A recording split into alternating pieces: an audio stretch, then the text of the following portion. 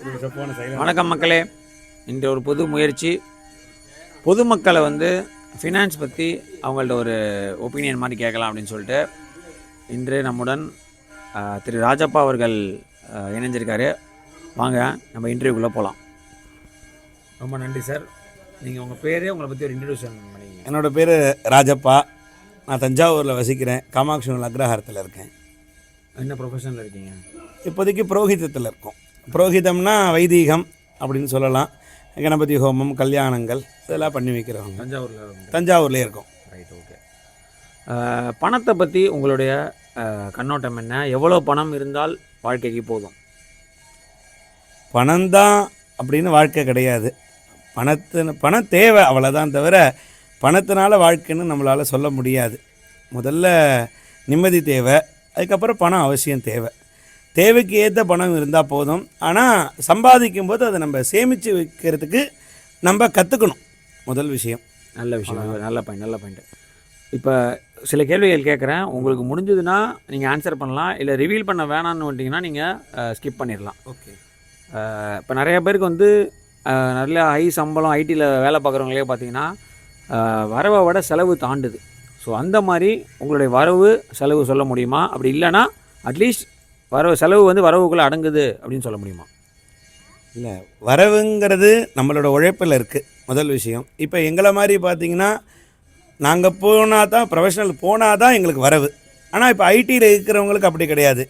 வேலை கட்டாயம் பார்த்து தான் ஆகணும், ஆனால் கட்டாயமாக சம்பளம் வந்துடும். அதனால் அது மாதிரி நிரந்தரமாக சம்பாதிக்கிறவங்களுக்கு ஒரு நிறையா சேமிக்கிறதுக்கான வாய்ப்புகள் நிறையா உண்டு. இப்போ எங்களை மாதிரி ஒரு புரோகிதம் இல்லை பிஸ்னஸ் பண்ணுறாங்க, அந்த மாதிரி ஆட்களுக்கு எப்படி தேவை அப்படின்னா, இன்றைக்கி ஒரு 100 ரூபா சம்பாதிக்கிறோம் அப்படின்னா மேக்ஸிமம் ஒரு 30 ரூபாயாவது சேமித்து வைக்கணும். 70 ரூபா நம்மளோட அன்றாட செலவுக்கு நம்ம உபயோகப்படுத்திக்கலாம். ஆனால் அதுக்கு மேலே செலவு பண்ணால் அவங்களுக்கு இன்னும் வாழ்க்கையில் பொறுப்பு இல்லைன்னு அர்த்தம் அப்படின்னு சொல்லி. நீங்கள் அதை பண்ணுறீங்களா? 100 ரூபா 30 ரூபா சேமிக்கிறீங்களா? கண்டிப்பாக சேமிக்கிறதுக்கான முயற்சிகள் எடுப்போம். அது சில நாள் நம்மளால் முடியாது, சில நாள் முடியும். அவ்வளோதான். நல்லது, ஓகே. கடனை பற்றி உங்களுடைய கண்ணோட்டம் என்ன? கடன் தேவையா? கடன் இருக்கணுமா வேண்டாமா? கடன் ஒரு மனுஷனுக்கு ஒரு 27 வயசுலேருந்து ஒரு 47 வயசு வரைக்கும் நிச்சயமாக கடன் இருக்கணும். கடன் ஒன்று இருந்தால் தான் நம்மளுக்கு வருமானமே வரும் அப்படின்னு எங்களோட பெரியவங்க சொல்லுவாங்க. கடன் கண்டிப்பாக தேவை. ஆனால் அந்த கடன் நல்ல கடனாக இருக்கணும். இன்றைக்கி நம்ம ஒரு 10 ரூபா கடன் வாங்குகிறோன்னா அந்த 10 ரூபாய்க்கு நம்ம இன்னொரு 10 ரூபா எக்ஸ்ட்ரா வட்டி கட்டுறோம் பேங்க்கில்.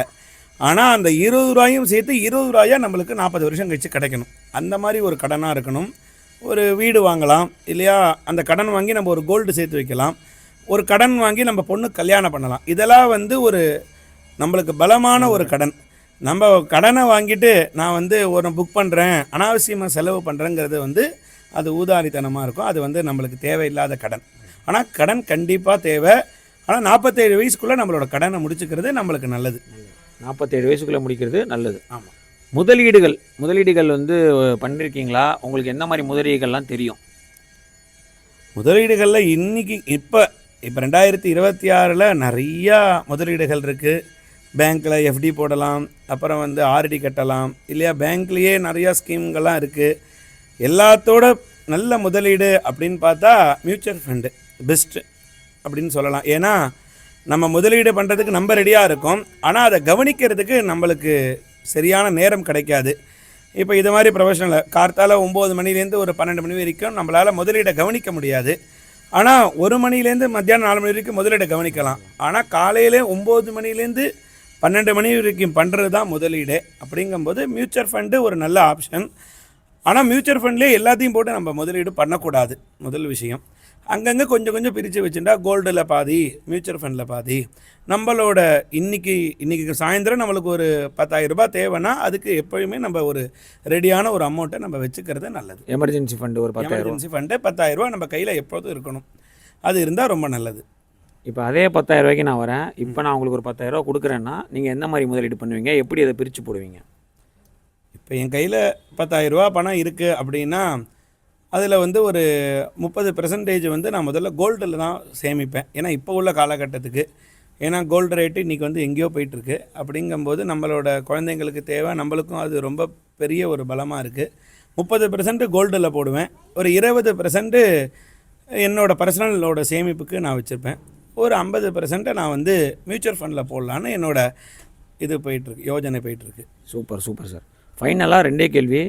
நீங்கள் வந்து ஒரு இன்வெஸ்ட்மெண்ட் பண்ணியிருப்பீங்க உங்கள் லைஃப்பில், அது நீங்கள் இப்போ ஒரு கோல்டு வாங்கியிருப்பீங்க, அது ஒரு வீடு வாங்க உங்களுக்கு வந்து ஹெல்ப்பாக இருந்திருக்கும். அந்த மாதிரி நல்ல முதலீடு ஏதாவது ஒரு எக்ஸாம்பிள் சொல்லுங்கள்.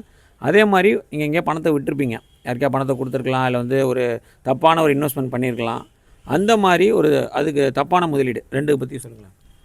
இல்லை, இப்போ வந்து எல்லாருமே வந்து ஒரு சோஷியல் மீடியா இருக்குது, அதனால் நியூஸில் சொல்கிறாங்க, அதனால் வந்து இப்போ தப்பான முதலீடுக்கு யாரும் போகிறதுக்கு ரொம்ப வாய்ப்பு இல்லை. படித்தவங்க யாரும் போக மாட்டா, ஆனால் பணத்து மேலே ஆசைகள் இருந்தால் அவங்க தப்பான முதலீடுக்கு போயிடுறாங்க. அந்த ஆசையை காமிச்சு நிறையா முதலீடும் பண்ண வச்சிடுறாங்க சம்பாதிக்கிறவங்கள. அது மாதிரி நம்ம போகக்கூடாது. எப்போ வந்து 1000 ரூபாய்க்கு 1000 ரூபா வட்டி தராங்களோ நம்ம அதுக்கு போகவே கூடாது. முதல் விஷயம் மக்கள் புரிஞ்சுக்கணும். 1000 ரூபாய்க்கு 100 ரூபா தர இடம் நம்மளுக்கு 100 வருஷம் தருவாங்க. 1000 ரூபாய்க்கு 1000 ரூபா தரேன்னு சொல்கிறவங்க நிச்சயமாக தரமாட்டாங்க. அதனால் போகக்கூடாது. நீங்கள் அந்த மாதிரி ஏதாவது இது பண்ணியிருக்கீங்களா உங்களுக்கு கை கொடுத்த? எனக்கு அது மாதிரி ஒரு சந்தர்ப்பங்கள்லாம் ஏற்படுது. ஒரு 5-6 வருஷம் முன்னாடி நானும் அது மாதிரிலாம் கொடுத்து நிறையா அவங்க பண்ணியிருக்கோம். ஆனால் அது சரி, அதோடு நம்ம நிப்பாட்டிக்கணும் அப்படிங்கிறதுனால நிப்பாட்டியாச்சு. Mutual fund best option. Okay sir, மிக்க நன்றி. உங்கள் தகவல் மிக்க நன்றி. ஓகே, தேங்க்யூ மக்களே.